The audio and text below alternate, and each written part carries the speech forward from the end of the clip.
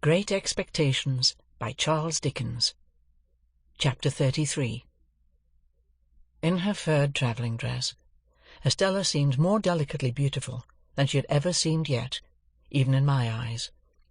Her manner was more winning than she had cared to let it be to me before, and I thought I saw Miss Havisham's influence in the change. We stood in the inn-yard while she pointed out her luggage to me, and when it was all collected, I remembered, having forgotten everything but herself in the meanwhile, that I knew nothing of her destination. "I am going to Richmond," she told me. "Our lesson is that there are 2 Richmonds, one in Surrey and one in Yorkshire, and that mine is the Surrey Richmond. The distance is 10 miles. I am to have a carriage, and you are to take me. This is my purse, and you are to pay my charges out of it. Oh, you must take the purse. We have no choice, you and I, but to obey our instructions. We are not free to follow our own devices, you and I." As she looked at me in giving me the purse, I hoped there was an inner meaning in her words. She said them slightingly, but not with displeasure. "A carriage will have to be sent for, Estella. Will you rest here a little?" "Yes, I am to rest here a little, and I am to drink some tea, and you are to take care of me the while." She drew her arm through mine, as if it must be done, and I requested a waiter who had been staring at the coach, like a man who had never seen such a thing in his life, to show us a private sitting-room. Upon that, he pulled out a napkin, as if it were a magic clue, without which he couldn't find the way upstairs, and led us to the black hole of the establishment, fitted up with a diminishing mirror, quite a superfluous article considering the hole's proportions, an anchovy sauce cruet, and somebody's pattens. On my objecting to this retreat, he took us into another room, with a dinner-table for 30, and in the grate a scorched leaf of a copy-book under a bushel of coal-dust. Having looked at this extinct conflagration, and shaken his head, he took my order, which, proving to be merely "Some tea for the lady," sent him out of the room in a very low state of mind. I was, and I am, sensible that the air of this chamber, in its strong combination of stable with soup-stock, might have led one to infer that the coaching department was not doing well, and that the enterprising proprietor was boiling down the horses for the refreshment department. Yet the room was all in all to me, Estella being in it. I thought that with her I could have been happy there for life. I was not at all happy there at the time, observe, and I knew it well. "Where are you going to at Richmond?" I asked Estella. "I am going to live," said she, "at a great expense, with a lady there, who has the power, or says she has, of taking me about, and introducing me, and showing people to me, and showing me to people." "I suppose you will be glad of variety and admiration?" "Yes, I suppose so."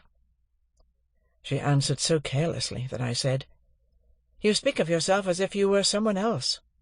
"Where did you learn how I speak of others? Come, come," said Estella, smiling delightfully. "You must not expect me to go to school to you. I must talk in my own way. How do you thrive with Mr. Pocket?"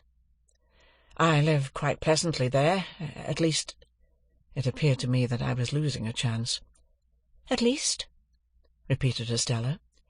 "As pleasantly as I could anywhere, away from you." "You silly boy," said Estella, quite composedly. "How can you talk such nonsense? Your friend Mr. Matthew, I believe, is superior to the rest of his family?" "Very superior indeed. He is nobody's enemy." "Don't add but his own," interposed Estella, "for I hate that class of man. But he really is disinterested, and above small jealousy and spite, I have heard." "I am sure I have every reason to say so." "You have not every reason to say so of the rest of his people," said Estella, nodding at me with an expression of face that was at once grave and rallying, "for they beset Miss Havisham with reports and insinuations to your disadvantage. They watch you, misrepresent you, write letters about you, anonymous sometimes, and you are the torment and the occupation of their lives. You can scarcely realize to yourself the hatred those people feel for you?" "They do me no harm, I hope?" Instead of answering, Estella burst out laughing. This was very singular to me, and I looked at her in considerable perplexity. When she left off, and she had not laughed languidly, but with real enjoyment, I said, in my diffident way with her, "I hope I may suppose that you would not be amused if they did me any harm?" "No, no, you may be sure of that," said Estella. "You may be certain that I laugh because they fail. Oh, those people with Miss Havisham, and the tortures they undergo!" She laughed again, and even now, when she had told me why, her laughter was very singular to me, for I could not doubt its being genuine, and yet it seemed too much for the occasion. I thought there must really be something more here than I knew. She saw the thought in my mind, and answered it. "It is not easy for even you," said Estella, "to know what satisfaction it gives me to see those people thwarted, or what an enjoyable sense of the ridiculous I have when they are made ridiculous. For you were not brought up in that strange house from a mere baby. I was. You had not your little wits sharpened by their intriguing against you, suppressed and defenceless under the mask of sympathy and pity and what not, that is soft and soothing. I had. You did not gradually open your round childish eyes wider and wider to the discovery of that impostor of a woman who calculates her stores of peace of mind for when she wakes up in the night. I did." It was no laughing matter with Estella now, nor was she summoning these remembrances from any shallow place. I would not have been the cause of that look of hers for all my expectations in a heap. "Two things I can tell you," said Estella. "First, notwithstanding the proverb that constant dripping will wear away a stone, you may set your mind at rest that these people never will, never would, in 100 years, impair your ground with Miss Havisham in any particular, great or small. Second, I am beholden to you as the cause of their being so busy and so mean and vain, and there is my hand upon it."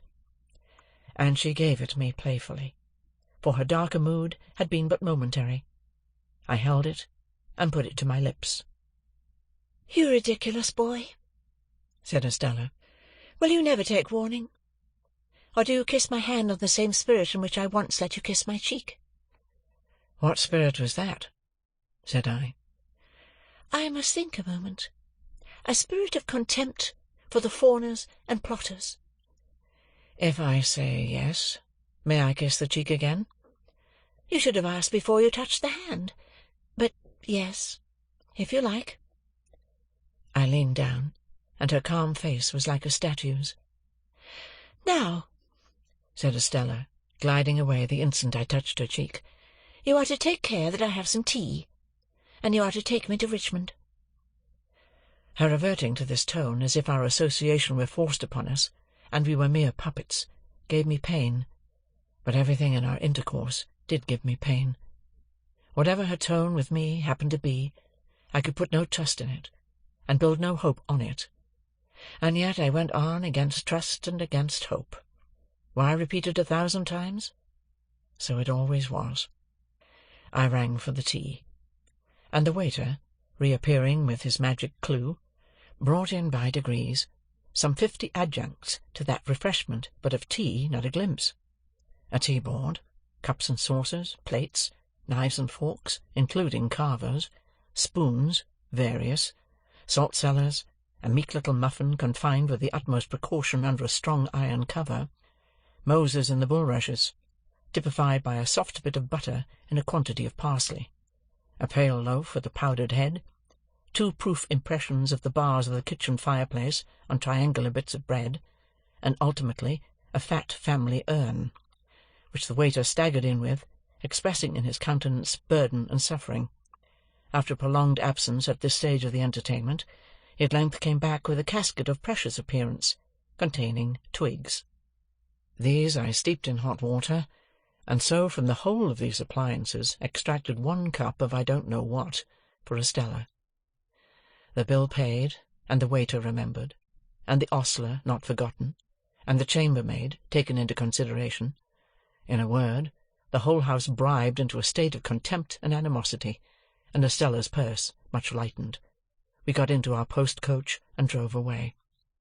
Turning into Cheapside, and rattling up Newgate Street, we were soon under the walls of which I was so ashamed. "What place is that?" Estella asked me. I made a foolish pretence of not at first recognizing it, and then told her. As she looked at it, and drew in her head again, murmuring, "Wretches," I would not have confessed to my visit for any consideration. "Mr. Jaggers," said I, by way of putting it neatly on somebody else, "has the reputation of being more in the secrets of that dismal place than any man in London." "He is more in the secrets of every place, I think," said Estella, in a low voice. "You have been accustomed to see him often, I suppose?" "I have been accustomed to see him at uncertain intervals, ever since I can remember. But I know him no better now than I did before I could speak plainly. What is your own experience of him? Do you advance with him?" "Once habituated to his distrustful manner," said I have done very well." "Are you intimate?" "I have dined with him at his private house." "I fancy," said Estella, shrinking, "that must be a curious place." "It is a curious place." I should have been chary of discussing my guardian too freely, even with her, but I should have gone on with the subject so far as to describe the dinner in Gerrard Street, if we had not then come into a sudden glare of gas. It seemed, while it lasted, to be all alight and alive with that inexplicable feeling that I had had before, and when we were out of it, I was as much dazed for a few moments as if I had been in lightning. So we fell into other talk, and it was principally about the way by which we were travelling, and about what parts of London lay on this side of it, and what on that. The great city was almost new to her, she told me, for she had never left Miss Havisham's neighbourhood until she had gone to France, and she had merely passed through London then in going and returning.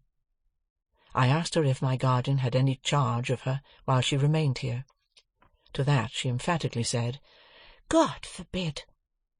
and no more. It was impossible for me to avoid seeing that she cared to attract me, that she made herself winning, and would have won me even if the task had needed pains. Yet this made me none the happier, for, even if she had not taken that tone of our being disposed of by others, I should have felt that she held my heart in her hand, because she wilfully chose to do it, and not because it would have wrung any tenderness in her to crush it and throw it away. When we passed through Hammersmith, I showed her where Mr. Matthew Pocket lived, and said it was no great way from Richmond, and that I hoped I should see her sometimes. "Oh, yes, you are to see me. You are to come when you think proper. You are to be mentioned to the family. Indeed, you are already mentioned." I inquired, was it a large household she was going to be a member of? "No, there are only two, mother and daughter. The mother is a lady of some station, though not averse to increasing her income." "I wonder Miss Havisham could part with you again so soon." "It is a part of Miss Havisham's plans for me, Pip," said Estella, with a sigh, as if she were tired.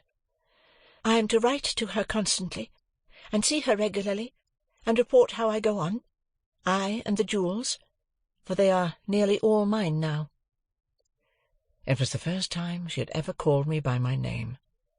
Of course she did so purposely, and knew that I should treasure it up. We came to Richmond all too soon, and our destination there was a house by the green, a staid old house, where hoops and powder and patches, embroidered coats, rolled stockings, ruffles, and swords had had their court days many a time.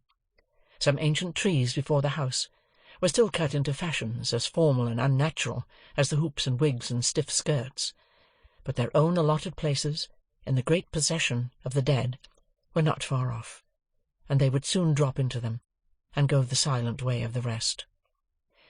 A bell with an old voice, which I dare say in its time had often said to the house, "Here is the green farthingale, here is the diamond-hilted sword, here are the shoes with red heels and the blue solitaire," sounded gravely in the moonlight, and 2 cherry-coloured maids came fluttering out to receive Estella. The doorway soon absorbed her boxes, and she gave me her hand and a smile, and said good night, and was absorbed likewise. And still I stood looking at the house, thinking how happy I should be if I lived there with her, and knowing that I never was happy with her, but always miserable. I got into the carriage to be taken back to Hammersmith, and I got in with a bad heartache, and I got out with a worse heartache. At our own door I found little Jane Pocket coming home from a little party, escorted by her little lover, and I envied her little lover, in spite of his being subject to Flopson. Mr. Pocket was out lecturing, for he was a most delightful lecturer on domestic economy, and his treatise on the management of children and servants were considered the very best textbooks on those themes. But Mrs. Pocket was at home, and was in a little difficulty, on account of the baby's having been accommodated with a needle-case to keep him quiet during the unaccountable absence, with a relative in the Foot Guards, of Miller's, and more needles were missing than it could be regarded as quite wholesome for a patient of such tender years, either to apply externally or to take as a tonic. Mr. Pocket being justly celebrated for giving most excellent practical advice, and for having a clear and sound perception of things and a highly judicious mind, I had some notion in my heartache of begging him to accept my confidence. But, happening to look up at Mrs. Pocket, as she sat reading her book of dignities, after prescribing bed as a sovereign remedy for baby, I thought, well, no, I wouldn't. Chapter 33.